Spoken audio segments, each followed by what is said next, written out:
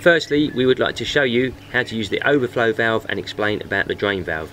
To locate these, they are always on the opposite side to the control panel, low down on the side on the black base. The overflow valve must always be left open for when the water in the tub rises with more people getting in.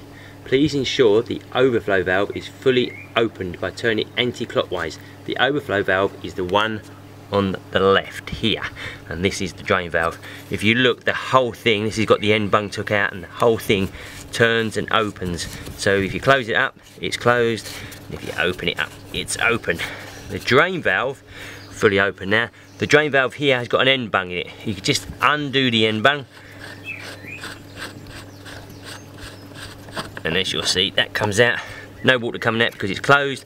The whole unit, again, you have to open it up, and as you can see, the water will then flow out. And then the end bung just helps to keep any dirt and things out of that one as well.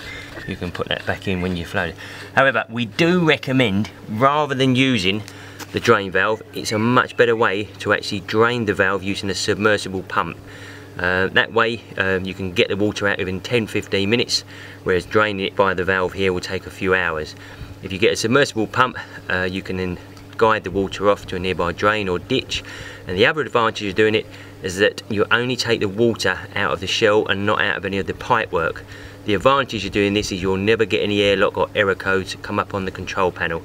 They're about £25 on Amazon or eBay, and that's what we normally recommend.